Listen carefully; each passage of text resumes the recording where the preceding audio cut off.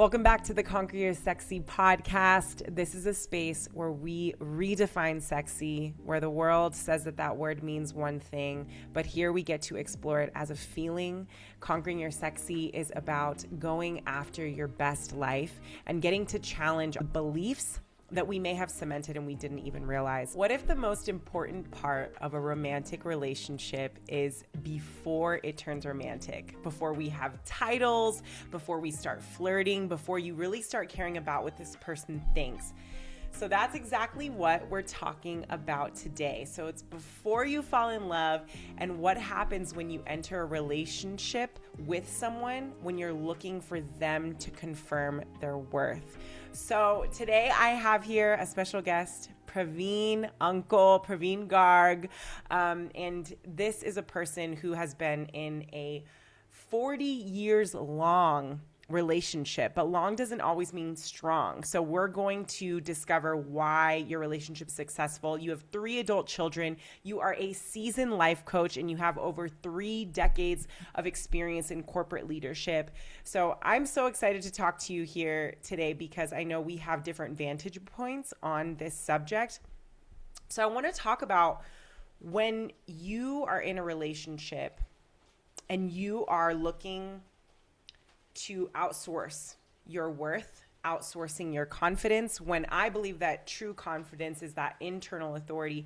What happens? You said something so profound yesterday, so I'm really excited for you to share it.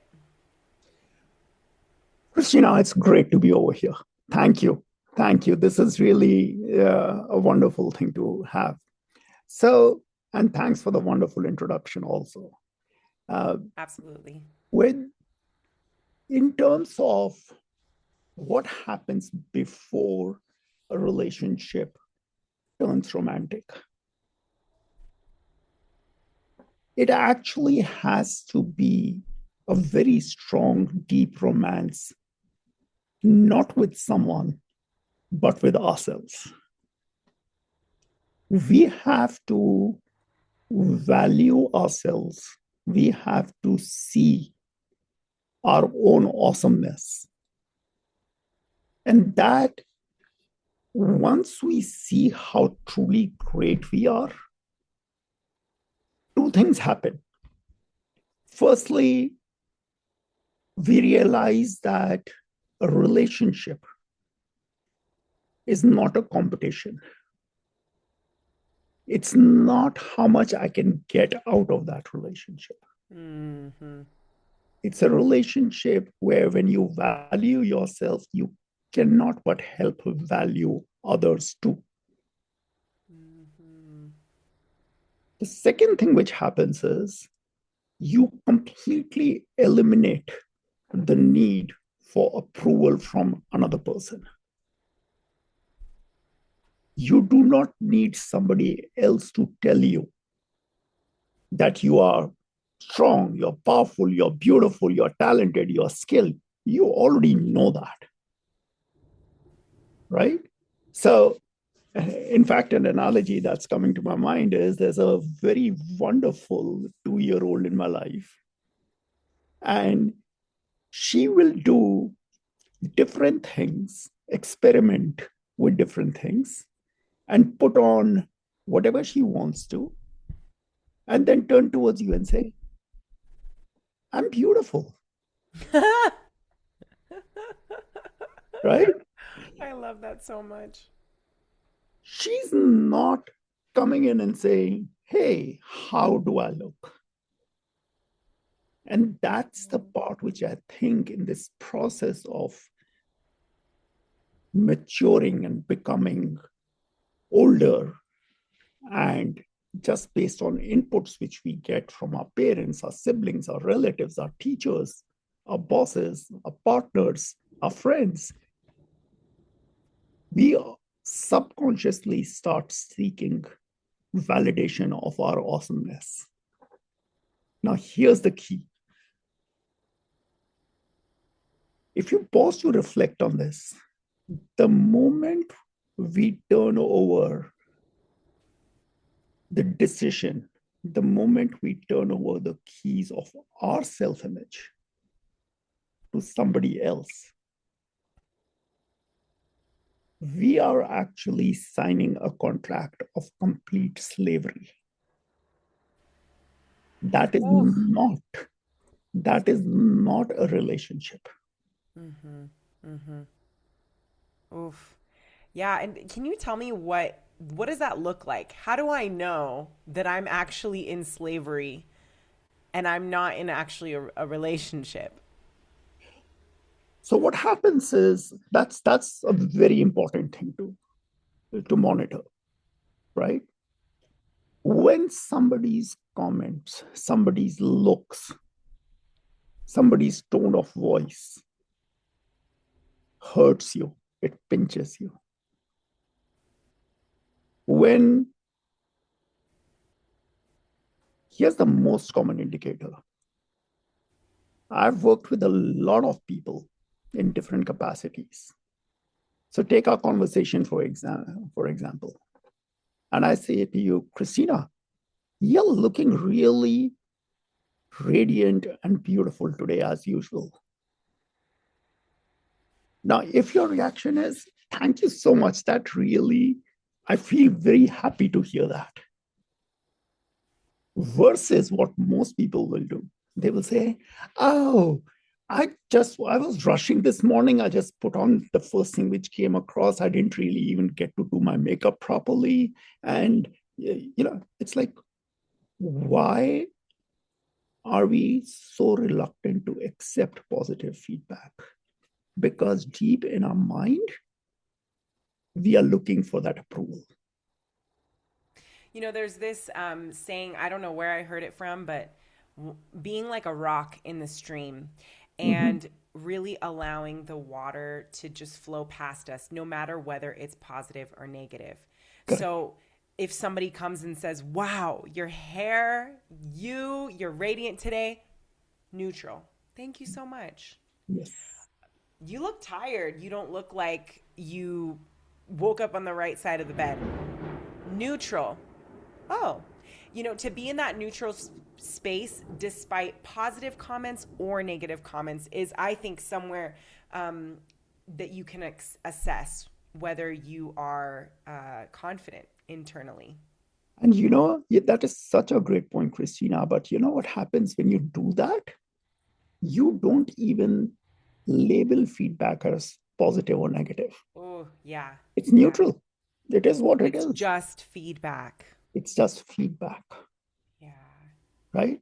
So once this happens, once you realize that you are changing your decisions so that you can elicit a positive response from the other person, it means you're not vibrating with your core natural frequency.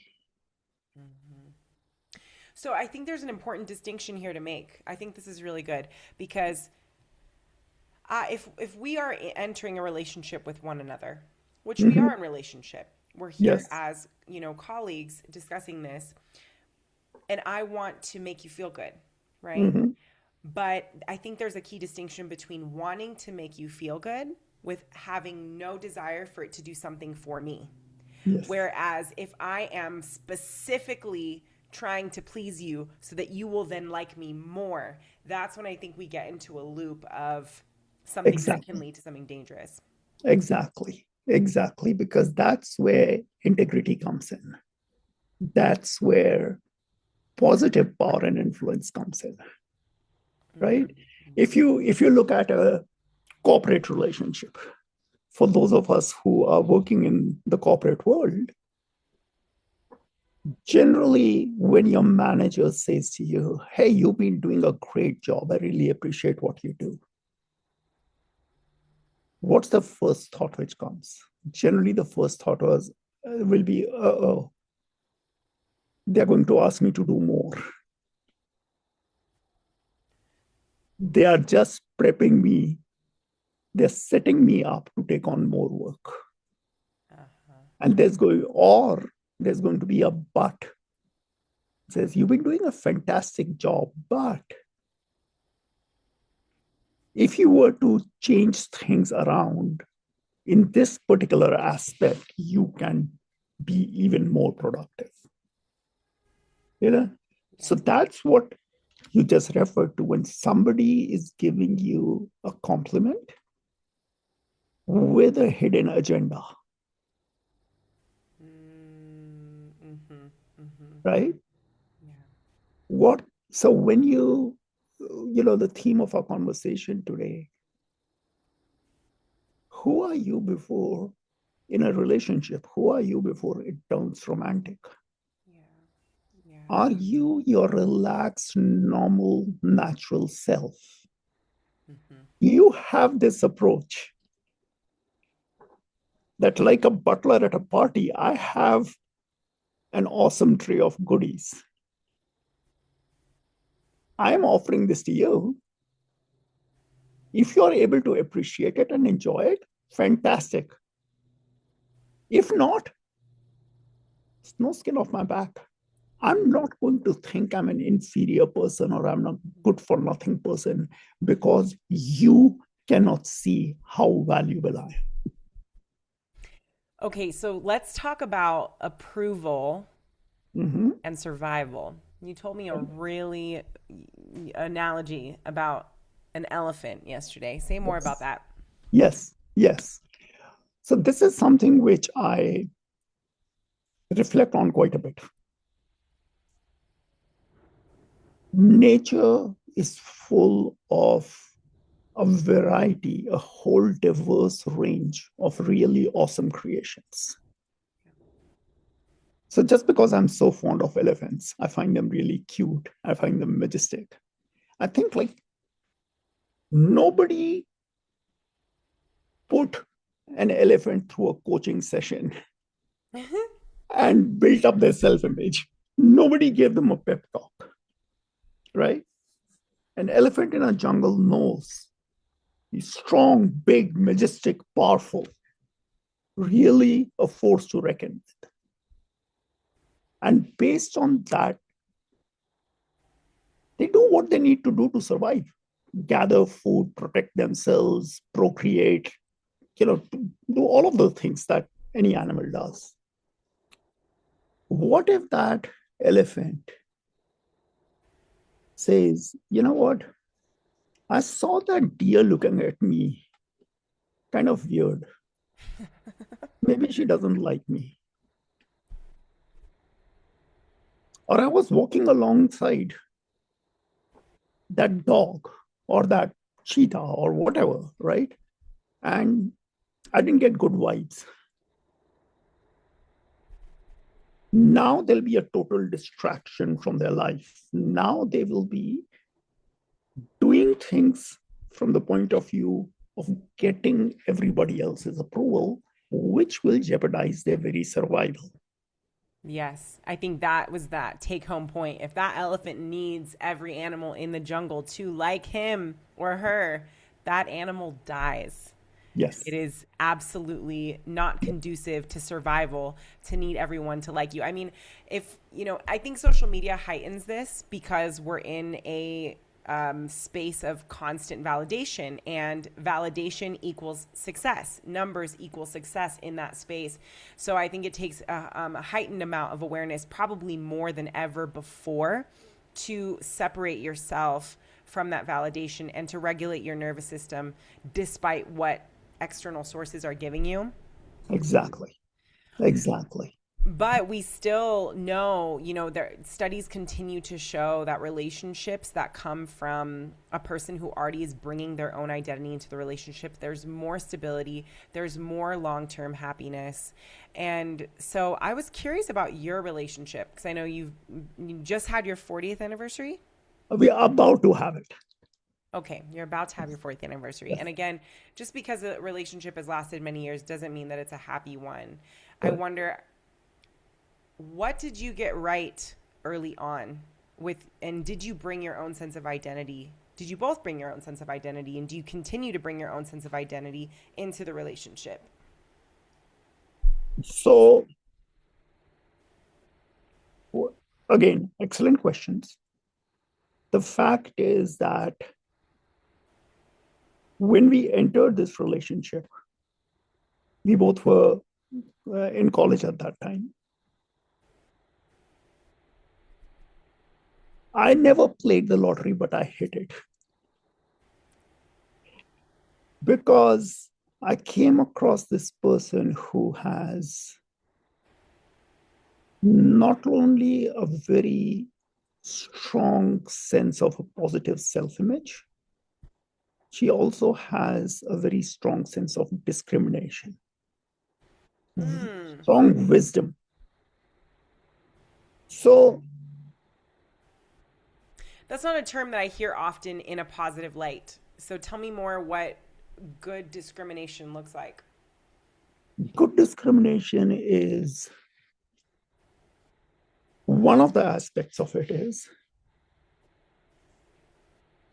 we all are told speak the truth. A good sense of discrimination says speak what is pleasant, what is beneficial, and what is positive, what will help others, Mm-hmm. Mm-hmm. right? So just there's a trend these days.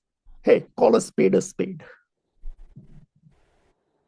So I'm brutally honest. I'm going to say whatever comes to mind because that's my opinion, and I'm entitled to express it. Is it beneficial? Mm-hmm. What is the vibration you are emitting by making that statement?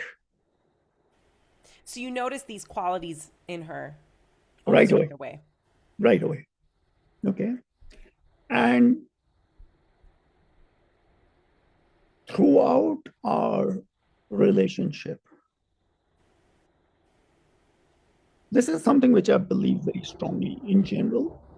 I believe that the emotional and the emotional, moral, spiritual backbone of any relationship, actually, that strength actually comes from the feminine side. Hmm. I've had very strong, positive female role models all my life in my family and outside. And in fact,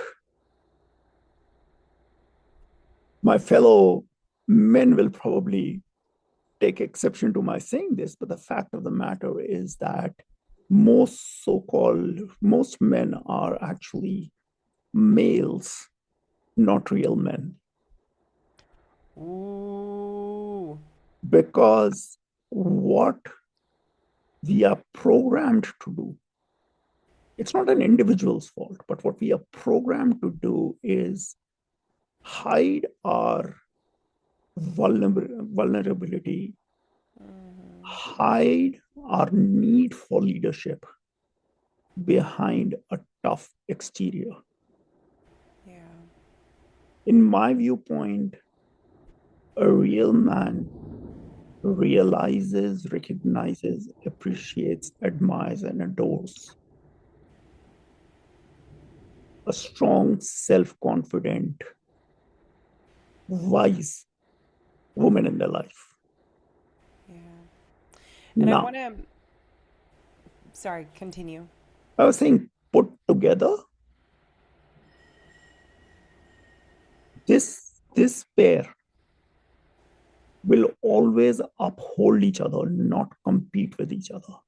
Mm-hmm. This relationship is collaborative, not competitive, and Mm-hmm. hence not combative. Mm-hmm. It's Yeah. not I'm better than you. It's we Mm-hmm. are better together. Mm-hmm. Yeah, I want to expand on that just a little bit because I know that you are not for toxic femininity. No, In lifting up the woman, it is not about putting down the man. It is about appreciating one as, the other's complement. right. And I know that in saying that a real man has this ability to be vulnerable for men who are out there thinking that they're walking around like a real man. Is there a sign to know, I am not experiencing the full breadth of what it's like to be a man. I think many men are probably, without even knowing it, Yes. lacking more self expression and lacking the freedom to express. Yes. Because what you said is all about expression, vulnerability, being able to adore someone without feeling that it takes away from their their value and their role within a relationship with a woman. Um, how does a man know that he's not expressing himself to the fullest degree? The best way for a man to be aware of that is to go with their gut. Look inside. Is your reaction being controlled by what feedback you've received from media, Mm-hmm. from your other relationships, your parents, or is your gut saying, hey, I'm sensing something really good? Jump in, go with the flow. And that's what leads on both sides to complete surrender. Mm. Surrender is a very often misquoted term. Surrender doesn't mean just going completely limp and losing all sense of control and just being a wimp or a leaf floating in air. Surrender means I'm not going to fight you. We are on the same Yes. team. Yes. We are on the same team. We are in this together. We are better together. Do So you feel I'm like you and your wife continue to surrender to each other to this day? absolutely, absolutely, and this is a very important part. You fall in love with a person at a particular point of time. Now you also need to accept and empower that person to change, Yes. to evolve, to grow, to be Yeah. human, Yeah. right? Yeah. Because if you are typecasting a person in one mold and want to spend the rest of your life with that person, you're in for major frustration because nobody remains the same. Everybody evolves. If that change is coming in partnership with each other, with full expression to each other, with full companionship of each other, then you're falling in love every day with a different person in the same body, in the same spirit. Oh, that's beautifully said. That's beautifully said. You know, something that you touched on yesterday that I wanted to end on was the story of the diamonds in the Yes. rough before they're there, you know, and you don't have to recount the whole story, but what I remember is, you know, there is a house that's robbed and the whole family's freaking out. And the father is saying, you know, no worries. It's no big deal because he knew that he had left diamonds on the table, but they weren't in diamond form. He was, you know, assorting them to figure out their size and their value, and before he polished them and made them look like diamonds. So the people who had robbed the house just completely went past them. Can you tell me how that lends to a person who is about to enter a relationship that might have the potential to be romantic and how important it is to be able to recognize the diamond? The most important thing to realize is that you are the diamond.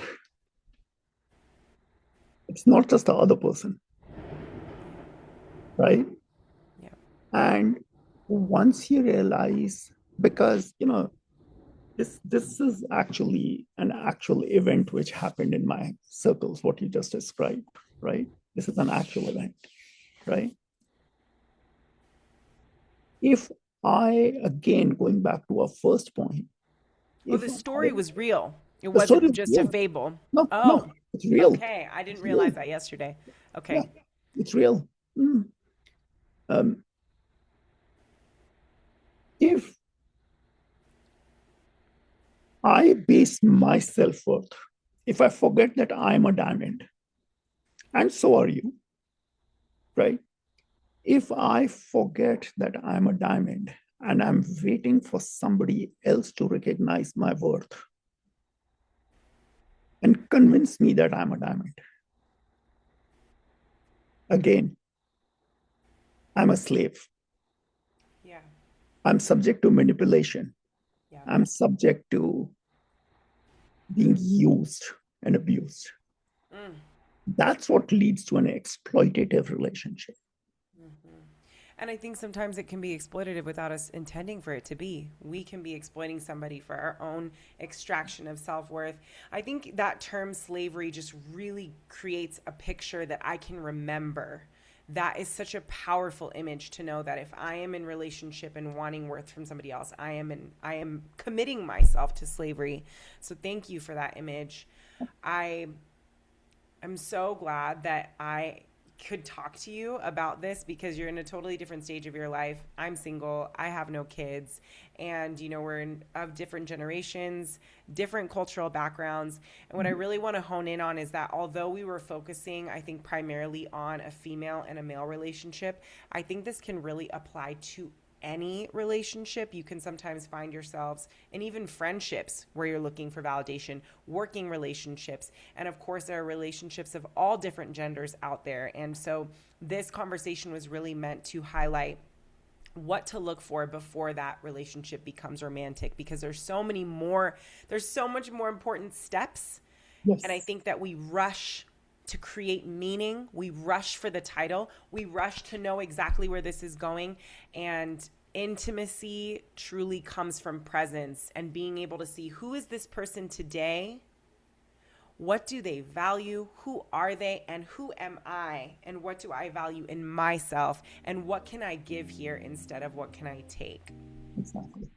Very well. Very well. Thank you so much, Praveen. This was lovely. I hope we get to do this again and expand next time on what happens once it is romantic and once we Yes, are living in that dynamic and yes, what we I can would do then. love to talk about that. Yes. But thank you so much. This was a real pleasure. Okay. Thank you, Praveen. So, if you are listening to the podcast, the best thing that you can do is rate and review with your honest feedback. And if you're watching, please meet us in the comments and let us know what you thought about our conversation and where you're at in your relationships right now and what you're experiencing as you determine where your worth is lying. Is it in yourself or is it outside? Thanks so much for being here.